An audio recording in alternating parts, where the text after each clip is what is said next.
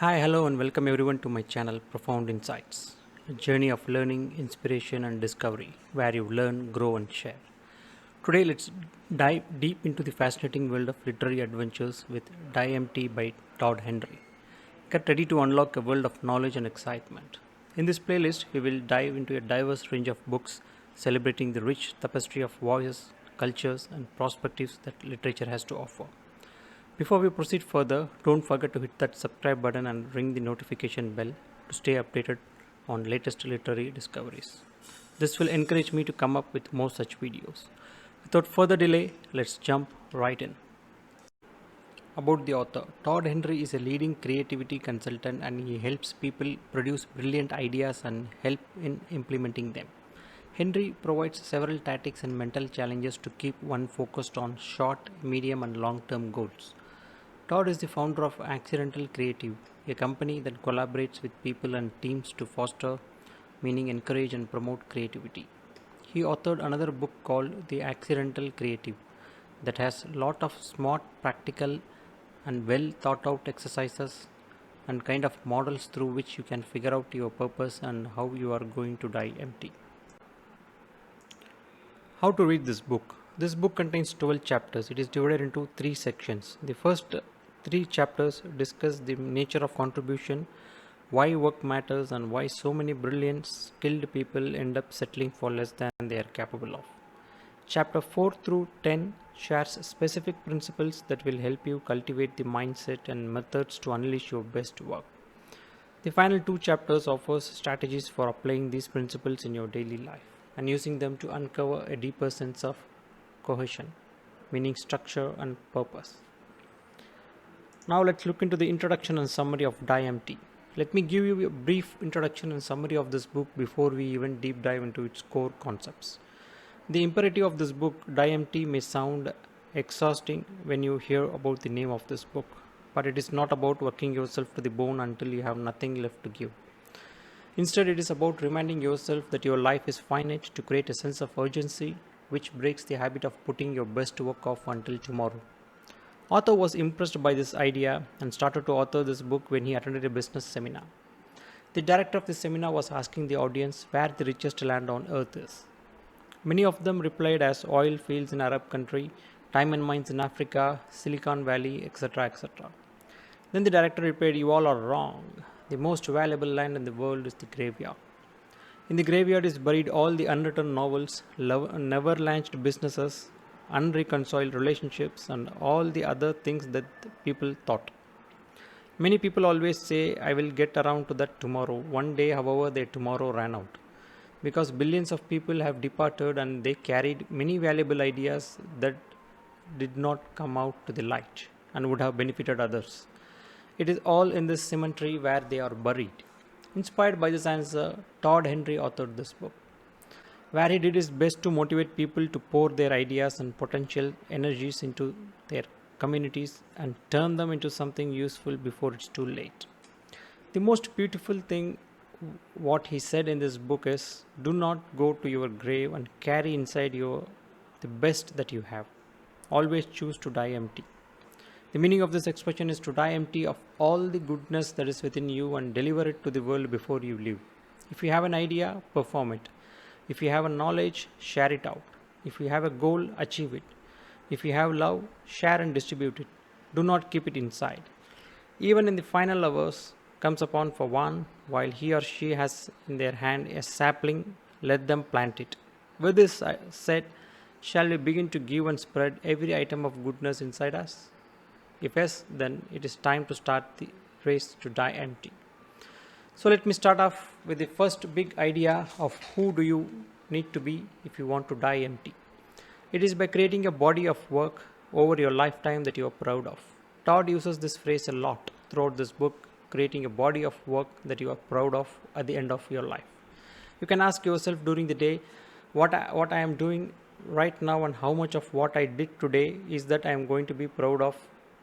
It's a really good and a great question, right? There are 3 types of work: map, make, and mesh, known as mapping, making, and meshing. Let's look into details of each one of this. Mapping. Having a clear sense of your vision, where you are headed, think about what you are good at, what you are not so good at, and get clear on what your vision is. Mapping is a pre work or a planning before we start our actual work. So, mapping means vision. Second is making, doing your work. Are you showing up with urgency and diligence? Are you attentive? In this stage, the actual work is done either individually or as a team. So, making means work. Meshing means growing. Are you investing in your growth? Of course, the entire book is to make us a developer, which we will look next and grow. It is a work between work, which makes it more effective. So, meshing is growing. There are four types of workers: developer, driver, drifter, dreamer. Developer is the person who combines mapping, making, and meshing.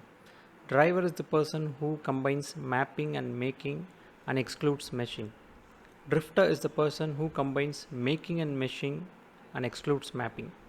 Dreamer is the person who combines meshing and mapping and excludes making. Developer. To become the developer, it integrates three distinct aspects of getting stuff done. This is one of the models that Todd comes back: mapping, making, and meshing. So the developer integrates these three things. Mapping is having a clear sense of your vision, where you are headed. Making is doing the work, and meshing is growing right. So you need to know who you are, what your vision is, what your mission is. Accordingly, you have to choose your battle wisely. Finally, you need to show up and do the work. He uses a great phrase: you want to have urgency plus diligence. Urgency and diligence is a great phrase. That's what you do in the making phase, and then meshing is when you bring it all together and you invest in time to become a better person. Basically, you can take advantage of the opportunities that present themselves in the future. That's a developer. He gives other models that are not developers, where one of these is missing. You can be a dreamer, you can be a driver, you can be a drifter. For now, understand that you need to integrate mapping, making, and meshing. Think about what you are good at and what you are not so good at, and get clear on what's your vision. And are you showing up with urgency and diligence? And are you investing in growth? That's one of the first big idea in this entire book. Of course, it's basically helping us becoming a developer. Mediocrity. The second important thing that Todd talks in this book is about the mediocrity. Mediocrity meaning the quality of being average or ordinary. When I did a little research on root of the word mediocrity, it comes from two Latin words, medius and ocres. Medius meaning the middle, ocres meaning a rugged mountain.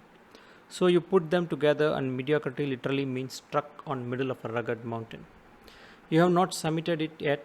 You started it, but you only went halfway. You are in the middle of a rugged mountain. Then you are called a mediocre. There is only one antonym to this word, which is excellence. So if you want to summit the potential of this rugged mountain, which is called life, or a creative project that you work on, a critical task that you perform, you must be committed to excellence. You need to be committed to doing your best. How cool is that?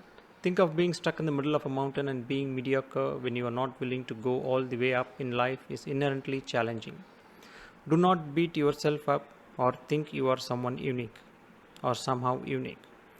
We all have our personal Everest, and if you are climbing Mount Everest, you are not complaining about the things that go wrong. You know stuff's gonna go wrong, but you have a big goal and you are going to summit, which is how we want to approach things. Move from mediocrity to excellence. That is a cool idea, isn't it? Next, I want to quickly touch upon the 7 deadly sins of mediocrity. To make them easier to remember, Todd also named and organized them alphabetically as A, B, C, D, E, F, G.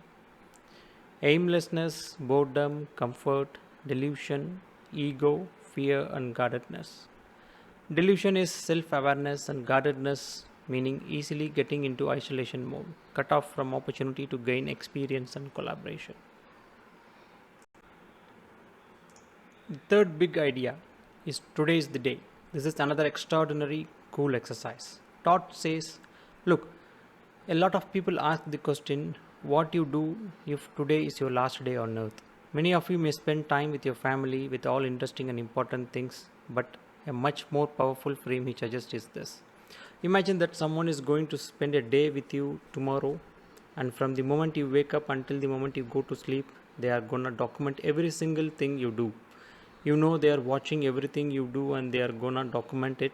Then they are going to spend a few days and they are gonna create a report on what you did, and they are gonna interrupt what your motivations must be, what's important to you, and they are gonna create a little book based on that one day of your life that's going to serve as the entire description of your entire life. That one day translated into one book by this person who watches every single thing you do. What would you do on a day like that? That's fantastic, right? Yes. Is it different than what you do right now? How would things improve? What things would go away? That's really cool way to frame how to create a masterpiece day. And as you are going through your day and you are ready to do something, just look over your shoulder and say, wow, do I really want that person documenting this and publishing that I am doing this right now as a testimony to my life? It's a really powerful way to frame things. The fact that someone is keeping track of every single moment of the day, that you know who that someone is, it is you, of course. Another author, Abraham Maslow, says that every single thing we do, we are stepping forward into growth or contravise registers, is the word he uses. Another author, Karen Horney, who wrote about this, every single thing we do registers. It either registers as a negative act or as a positive act. And if you accumulate a ton of negative stuff, you are not gonna like yourself very much. To put it directly, you are gonna have self-hatredness, and it is pretty intense about it. So pay attention to what you are doing moment to moment and know that someone, that being you, is keeping track. You cannot ignore this stuff. You are not gonna be perfect, but be more deliberate, thoughtful, and conscious when you do step backward. See how quickly you can get back on track, and remember that this exercise of someone actually watching you. How would you spend your day? That's one of the most powerful exercise to move forward in one's life. The fourth big idea is three types of goals. It is another great model. Step goals. What will I do today no matter what? They are not major milestones but are small, measured steps that help you maintain forward motion. Sequence enough step goals in a row, and you will eventually make considerable progress. Step goals help you accomplish your sprint goals, and sprint goal helps you accomplish your stretch goals. Sprint goals. It is like waging a campaign. A sprint goal is a series of step goals that extend over a season. You will sprint for a week or two, then you take a break, then sprint again, and so forth. A sprint goal is designed to stretch your endurance, meaning strength and stamina, and generate significant momentum on your stretch goal. Stretch goals. What is the change? A stretch goal is big. It is a major feat. It is something that will challenge you to grow. The crucial factor when choosing a stretch goal is that it is something you can control and measure. If you cannot control it, you cannot plan for it. While getting a promotion and landing a major client are valuable goals, there are too many factors you cannot control. However, improving your sales skills, writing a book, learning to write code, or developing aptitudes that will increase your chances of landing a promotion, or things you can control and measure, and therefore make good categories for stretch goals. Let me explain this with a quick example. I'm going to go with a goal which is more like a year or two. It is like a kind of training for a marathon. If you want to do a full marathon, that is a stretch goal. If you must set up step goals with X number of steps that you want to take daily, no matter what, like beginning with 1000 steps, 2000, and then 5k, then 10k, and so on. Sprint goal is all about on how you gonna train over the next 2 to 3 weeks or months. Then You need to show up and take X number of steps so you can hit that number of steps. To support that process, you need to show up with urgency and diligence. The fifth big idea is one more good one, the lag. That's what Todd describes as this space that exists between all your hustle, all the hard work you are doing, and the results. There is often a lag, and the people give up too often and too quickly because they don't understand the lag the developer gets. One should have confidence to stick through this little lag process and do the work. We need to remember to measure our time in terms of horticulture time, being with patience, not the clock time. You cannot be staring at your stopwatch in terms of achieving things you want to achieve in your life. The lag is the gap between the cost and the effort. It is the season between planting a seed and reaping a harvest. It is the time when all the work you have done seems to have returned little to no visible reward, and there is a little on the horizon to indicate that things are going to get better. When you are in the lag, the only thing that keeps you moving forward are these three things: confidence in your vision and ability to bring it to fruition, a willingness to say no to other things that tempt you to divert from your course, and finally, continuous daily efforts to make progress. For example, you start a new exercise program or a nutrition approach or a creative brainstorming session or a new business. You cannot snap your fingers and expect that to be done in the next 10 seconds. And whatever right you have got to do the work, realize there is going to be a lag. Tend to continue to do the work and then you reap your harvest. You plant today and you expect the fruit or the result immediately or by tomorrow. There is always a lag. So if you are currently in the lag, show up like a master, realize that's a part of the progress and get back to work. Map it out, make it happen and continue to grow, and you can position yourself to die empty. How is your ideal day going to come to fruition? That's going to represent your entire life. We are not going to be perfect with that, but having that idea and then seeing where we fall short give us an opportunity to move forward positively. The mountain of mediocrity, don't get stuck in the middle of a summit, which is your potential as you become a developer and die empty. Now let's look into some key exercises that Todd has mentioned in this book. SWOT and empty process. SWOT stands for strength, weakness, opportunities and threat. And next is 5-step action process called empty: ethics, mission, people, task and you. So focus on your ethics, focus on your mission, focus on your people, focus on your tasks and focus on you. I would like to summarize key takeaways from this book. If there is one paramount goal of this book, it is this: to bring a newfound clarity and sense of urgency on how you approach your daily work and over your lifetime. It is not about getting everything done today. To be clear, this is not what I mean by die empty.